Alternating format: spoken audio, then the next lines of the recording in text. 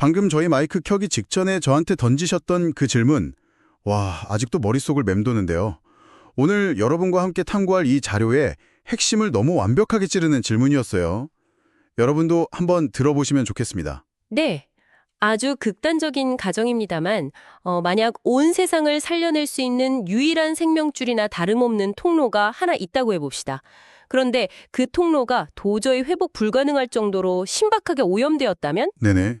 그 거대한 구원 계획을 설계한 사람은 그 즉시 이 계획을 폐기해야 마땅할까요? 처음에 저는 속으로 당연히 아니, 그래도 어떻게든 막 닦고 고쳐서 써야지 이렇게 가볍게 생각했거든요. 그런데 오늘 살펴볼 고대 문헌의 상황을 이 질문에 딱 대입해보니까 진짜 숨이 턱 막히더라고요.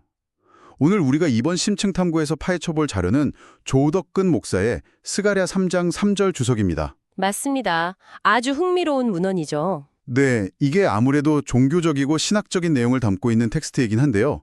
저희의 미션은 어떤 특정 종교의 입장을 지지하거나 대변하는 게 절대 아니고요. 제공된 원문 자료에 담긴 고대의 그 천상 법정 드라마, 이걸 쫙 캐치해서 그 안에 있는 인간의 죄책감이라든가 은혜 같은 아주 흥미로운 철학적 개념 자체를 객관적으로 탐구하고 여러분께 전달해드리는 겁니다. 아주 중요한 포인트입니다. 이 텍스트의 배경은 초현실적인 천상 법정이에요. 그리고 그 법정의 피고석에는 당시 이스라엘이라는 국가 전체를 대표하는 대제사장 여호수아가 서 있죠. 그런데 이 무시무시한 재판에서 가장 결정적인 증거물은 다른 어떤 범죄 기록이 아니라 다름 아닌 그가 입고 있는 옷입니다. 옷이요. 제가 원문 주석 읽으면서 막 진짜 충격받았던 부분이 바로 여긴데요. 자, 여러분, 이 부분을 한번 풀어보겠습니다. 이게 그냥 일하다가 흙먼지가 좀 묻었거나 밥 먹다 뭘 흘린 수준이 아니더라고요. 전혀 아닙니다. 고대 원어가 지시하는 바는 아주 명확하고 치명적인데요. 히브리어로 베가딤 초임이라고 합니다. 이건 일상적인 얼룩을 뜻하는 게 아니라 말 그대로 배설물이나 오물로 범벅이 된 극도의 불결함을 의미하거든요. 세상에, 배설물이요? 네, 생물학적으로나 제의적으로 완전히 오염되어서 도저히 사람이 곁에 다가갈 수조차 없는 악취가 진동하는 상태라는 걸 자료에서 명확히 짚어주고 있습니다. 와, 상황이 얼마나 끔찍한 건지 확 와닿네요. 여러분 한번 상상해 보세요. 국가를 대표해서 가장 엄숙한 대법원 판결이나 아니면 왕실 연회 같은 데 참석해야 하는 대사가 있다고 쳐요. 보통 정장을 쫙 빼입고 가야 하잖아요. 그렇죠. 완벽한 예복을 입어야죠. 그런데 그 대사가 문을 열고 들어오는데 머리부터 발끝까지 실제 하수구 오물하고 배설물을 뒤집어 쓰고 나타난 겁니다. 이건 아유 오시다가 넘어지셨나 봐요 하고 털어줄 수 있는 단순한 실수가 아니잖아요. 그냥 그 자리에 서 있을 자격 자체가 원천적으로 박탈되는 완벽한 결격 사유인 거죠. 정확한 비유입니다. 게다가 이 피고인은 일반인이 아니라 대제사장이거든요. 고대 문헌인 출애굽기 28장 2절을 보면 대제사장이 신 앞에 나아갈 때는 반드시 영화롭고 아름다운 거룩한 옷을 입어야 한다는 아주 엄격하고 절대적인 규례가 명시되어 있습니다. 규례로 아예 못이 박혀 있군요. 네, 이 옷은 단순한 복장이 아니라 그가 제사장으로서 역할을 수행할 수 있는지 증명하는 일종의 신분증이자 자격증입니다. 그래서 주석에서는 이 극단적인 대조가 이스라엘의 실존적 타락, 그리고 제사장 나라로서의 직무적 자격 상실을 의미한다고 설명합니다. 근데 그 신분증이 오물로 뒤덮여 있으니 뭐 자격 상실을 넘어서 아예 존재 자체가 모순이 되어버린 거네요. 여기서 아까 처음에 던지셨던 그 오염된 통로 이야기가 연결되는 거군요. 이스라엘이라는 국가는 원래 온 세상을 구원할 유일한 통로 역할을 해야 했던 거잖아요. 맞습니다. 거대한 구원 계획을 논하려면 이 부분을 꼭 짚고 넘어가야 하는데요. 스가랴 2장 11절을 보면 많은 나라가 여호와께 속하여 내 백성이 될 것이라는 하나님의 거시적이고 선교적인 만국 구원 계획이 선포됩니다. 네네, 엄청난 마스터 플랜이네요. 이스라엘은 그 거대한 계획을 온 세상으로 흘려보낼 제사장 나라, 즉 파이프라인으로 선택받은 거죠.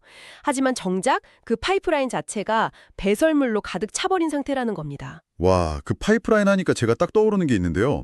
전염병으로 죽어가는 도시에 깨끗하고 생명을 살리는 식수를 공급해야 하는 상황인 거예요. 그런데 우리에게 남은 유일한 파이프가 막 맹독성 방사능 폐기물로 꽉 막혀 있는 겁니다. 아주 적절하네요. 치명적인 오염이죠. 그 파이프는 뭐 겉보기에 흉측한 걸 떠나서 그걸 통해 물을 흘려보내는 순간 오히려 살리려고 했던 사람들마저 다 죽게 만드니까요. 통로 자체가 목적을 파괴해버리는 거잖아요. 그 독성 가득한 파이프가 작동하는 방식이 바로 이 천상법정의 검사 역할을 하는 사탄이 집요하게 파고드는 지점입니다.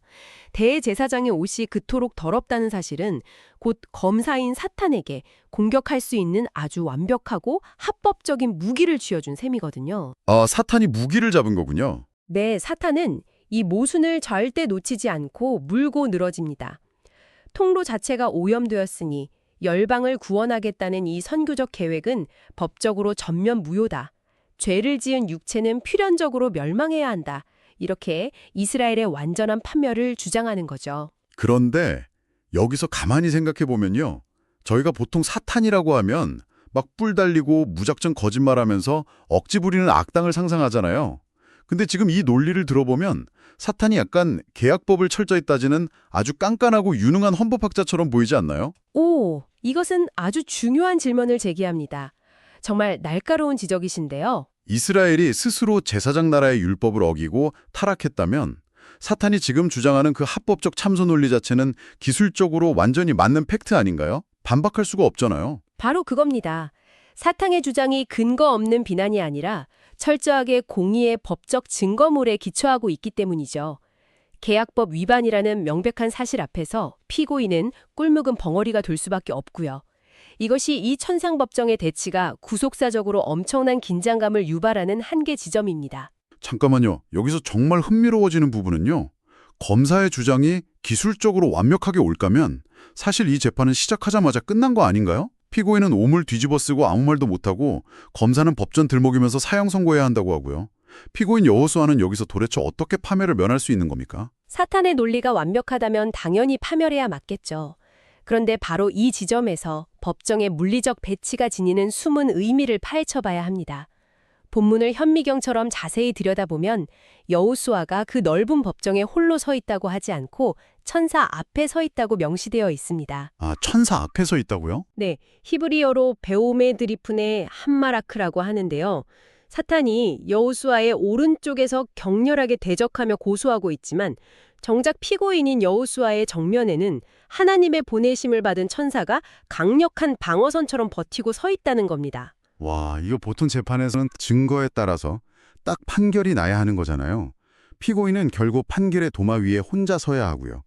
그런데 여기서는 재판장이 아예 피고인 바로 앞에 막 강력한 방패를 세워버린 거네요. 그렇습니다.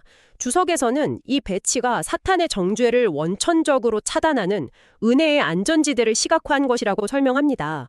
피고인 스스로는 너무나 더러워서 변호할 능력조차 없지만 하나님의 대리자가 파멸적 공격으로부터 그를 완벽하게 지켜주고 있다는 걸 보여주는 거죠. 이거는 뭐 공정하고 합리적인 재판이라기보다 그냥 이미 피고인을 무조건 살리기로 작정한 압도적인 보호의 현장이네요. 맞습니다. 압도적인 보호죠. 근데 여기서 또 하나 궁금한 게 생기는데요.